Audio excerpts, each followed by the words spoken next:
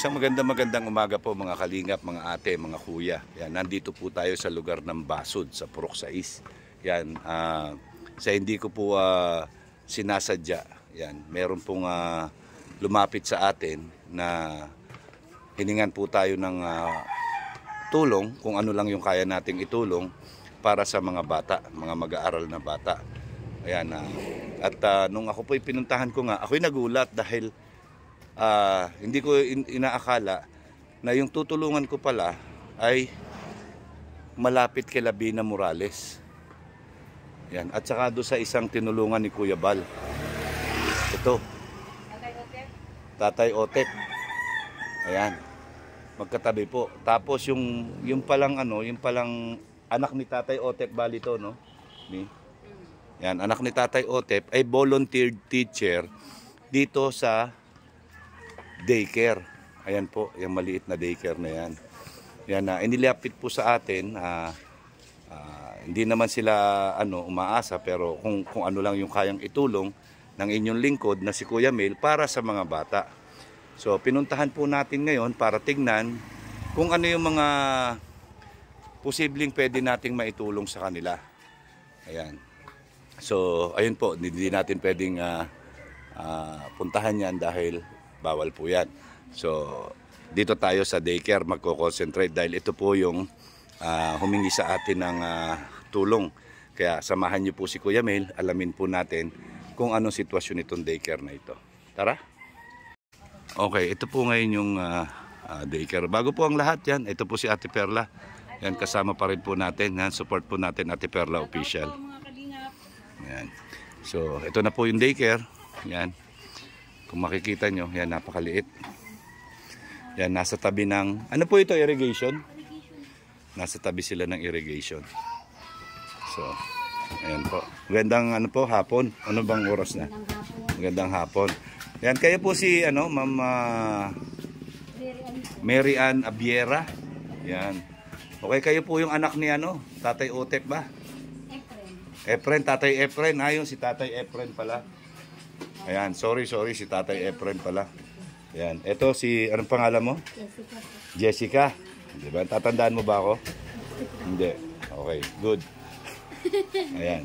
So, ayan po, nandito po yung ibang mga parents at yung mga bata na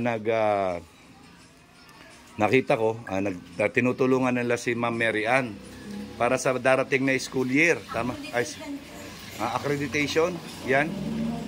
Yung accreditation. Ayan po. So, ayan po, ito po yung kanilang daycare. Ma'am Mary Ann, yan, kasi yung isang kaibigan nyo yata yung lumapit sa akin para puntahan kayo rito. Yan, ako'y walang ka-idea dahil hindi ko alam na kapitbahay lang nito mga tinutulungan ni Kuya Bal. Yan, pero okay lang kasi iba naman ito. Hindi ko naman sila pupuntahan doon. So, ayan po, yan, sabi ni, ano ang pangalan nun? Ate Geneva. Geneva. Opo. Yung nagtatrabaho sa Magang. Yan, ano po yung mga gusto mong ihingi ng tulong? Ay, nagpunta kasi po siya dito. Nakita niya po kasi minsan po, nag-uulan po. Nababasa po dito. Nababasa? Opo. Tapos? Pag napasok po yung ulan. Dito, dahil wala namang bintana siya. Nilagay ko lang po yung isang araw. Screen. So, pagka malakas yung ulan na yan, dahil wala siyang canopy dito. So, sige. Tapos, sa mga bata, ano yung kailangan ng mga bata?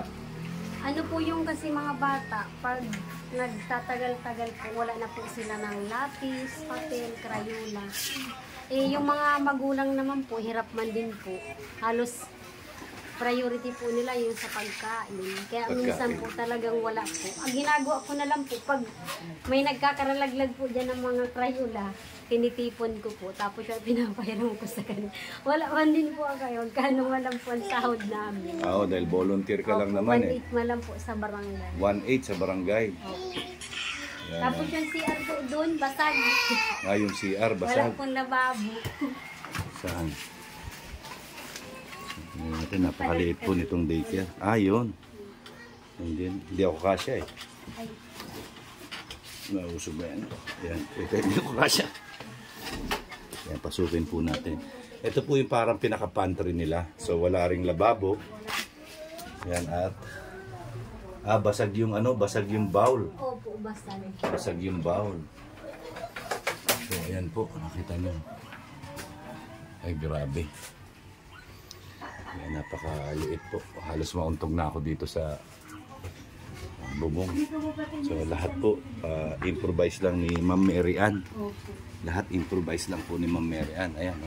Tapos po yun, nilagyan lang po ng asawa ko ng ano yan, Alin? ng yero. Yan ba yung sinasabing tumutulo? Opo, napasok po dyan ang tubig. Napasok dyan ng tubig. Ilagay lang po yan. So dapat yan hindi dyan sa loob, sa labas dapat siya nilagay. Meron lang po kami dyan sa bahay, nilagay niya lang. Nilagay dyan. Oo nga. Tapos po ito, ano yan, yung ilalim po niyan, tira-tira, pininturahan ng parang mamukhang bago. Alin dyan? Ito. Tuklap-tuklap mga po yan. Ano ba yung yero din? Opo. Ah, Yero sa kano. oo. Yun. So, yan po, napaka kawawa yung mga bata dito pag nag-uulan. At siyempre, ngayong mainit, napun ako, parang ang init. Ang electric fan po nila, ito lang. Akin mo yan. Personal na gamit pa to ni Ma'am Mary Ann. Napakaliit po ng electric fan. Halos kahit na sa isang tao hirap paanuhin yan. Naku, Diyos ko po. Lord. Tapos ang kisame po nila, ayan. So napakainit po nito, napakainit. So, Umaga ayan. mo. Ayan, tapos yung mga nakita niya puro mga improvise lang lahat. So yung pangunahing kailangan ni Ma'am yung mga papel, colored Crayola, colored paper, lapis, mga coupon band, Art paper. ano na yun? Art paper. Art paper. Yung colored paper na yun, di ba? Yung art paper. So dahil yan, kahit papano si Ma'am ay nagbo-volunteer para itong mga bata na to ay hindi Para po pumasok araw-araw. oo, saka hindi sila mawili lang sa kakalaro. Yan ano sila ganahan silang mag-aral. Pag wala magamit. Naiiyak po. Naiyak sila pag walang magamit. Wala bang po magawa. Wala bang mabili. Naawa nga. Pati po itong yung mga ginagamit nga nilang mesa parang ano lang to ay Binigay lang yung floor mat. Binigay lang ng kapitbahay. binigay lang ng kapitbahay yung floor mat. Grabe. Yan. So, Basag na rin po ito. ayan po, ito po yung mga parents. Yan, nag-ano sila, nag-tulong-tulong sila. Pero, para sa akin po, ang pinaka-importante dito ay yung mga magagamit ng mga bata para may matutunan sila. So nakita niyo po itong mga bata na ito. Ayan, no? Ayan, no? So, kahit papano, meron silang matutunan dito. Bibi, halika dito. Yan, saka po ito po ang grabe. Yan, ito po yung number 1, mainit po. Mainit. So kung ako po yung tatanungin, ang kailangan ko po dito, dalawang yero na di 12, 4 na plywood, 2 ceiling fan, yung kagaya ng binigay natin kay Nanay Susan, yan 2. At pagkatapos, lona para pangharang dito pag umuulan. Lona lang, lona. Yan. Tapos, yun na yung mga gamit na ng mga bata. Yan. Ito po bang mga parents, ano? Mukhang mayayaman po itong mga parents, Yan po. Tignan niyo po. Hindi po kami mayayaman, mahirap po kami. Harap po kayo dito, harap kayo dito. Yan sila ate. Yan. Mahirap lang po kami. So yan po ma'am, yung pangangailangan nyo ay sana meron tumugon dito sa vlog ko. Yan, at kung meron akong maitutulong, pagbalik ko po ay dadalhin ko. Para po, kung halimbawa man po merong tumugon na magpapasalamat po ako. Para Dito hindi po, man lapit ito- po kayo dito. Hindi man po yung para sa akin, para po sa mga bata. Yun, para sa mga karunungan ng mga bata, di po ba, makakatulong sa kanila. Kaysa po maglaro po sila sa labas, at least po dito matututo sila. Oo. Kasi po nandyan lang naman po sa mga kapitbahay ko. Di, at least po makaano. Saka saludo po ako sa iyo dahil nag-volunteer ka po na magturo. Yan. Hindi pa po pasado. Yan, si Ma'am Mary Ann po, Abiera, ay isang education graduate. Yan, kaya lang sa licensure hindi siya nakapasa o hindi ka pa nakakuha. Hindi pa po ako pasado. Pero kumuha ka na. Opo, hindi pa. Hindi siya nakapasa. So meron naman take 1, take 2, take 3 yata yan, di ba? Hanggat buhay may pag-asa yan, makakapasa ka dyan. Sana nga. Yan. Para mas lalo po ako makatulong. Oo. Kasi gusto ko po talagang magtulong sa mga bata. Yun po talagang hilig ko. Dati lang po nagtitinda tapos nag-aral po ako. Yung mama ko po nagkakatulong. Hanggang sa nakagraduate ka. Yan. So, Gusto ko sa mga bata, ganun din nangyari.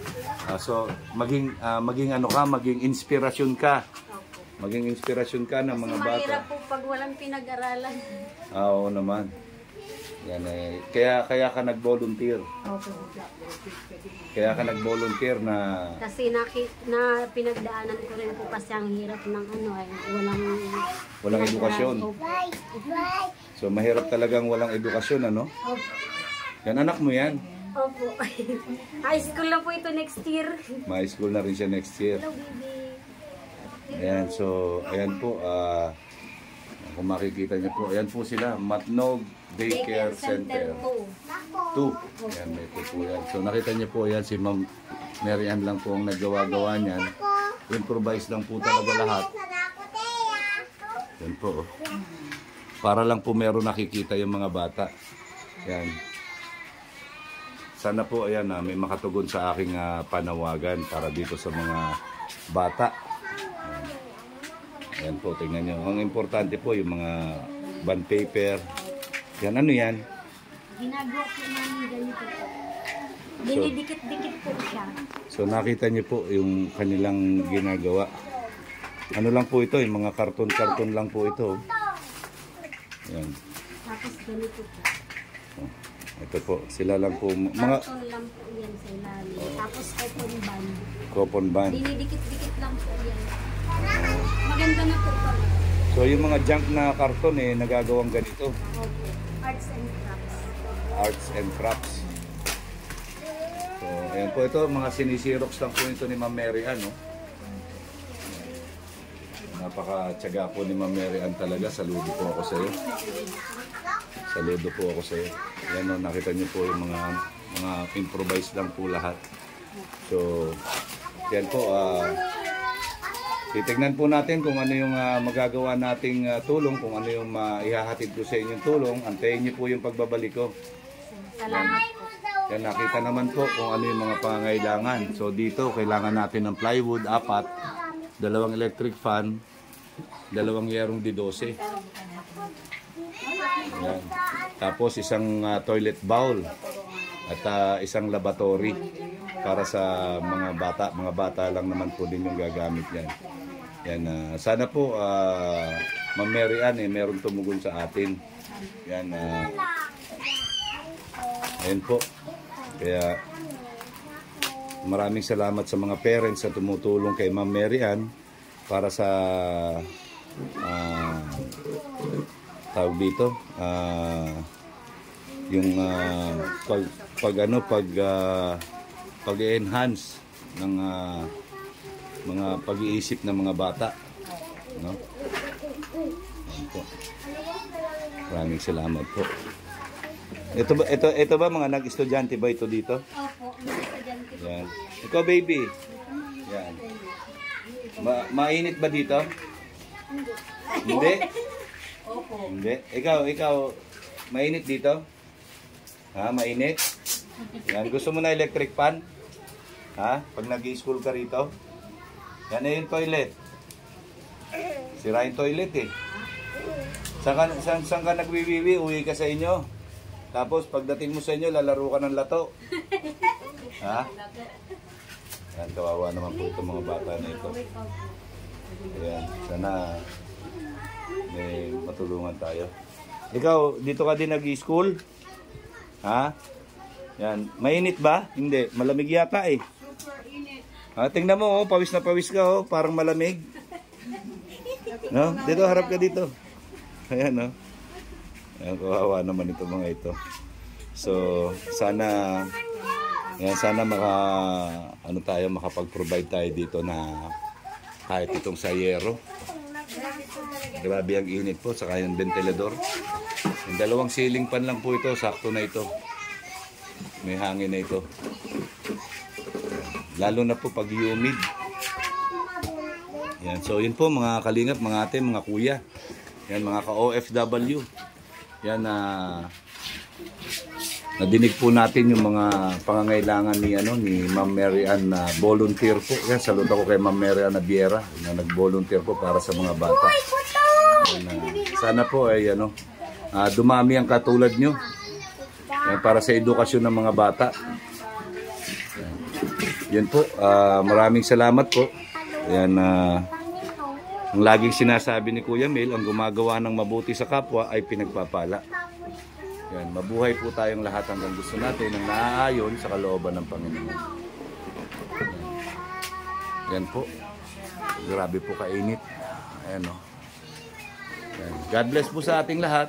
And I love you 3 times a day. Babay po, Ma'am Mary Ann. Antayin nyo na lang po yung pagbalik ni Kuya Mel. Salamat po.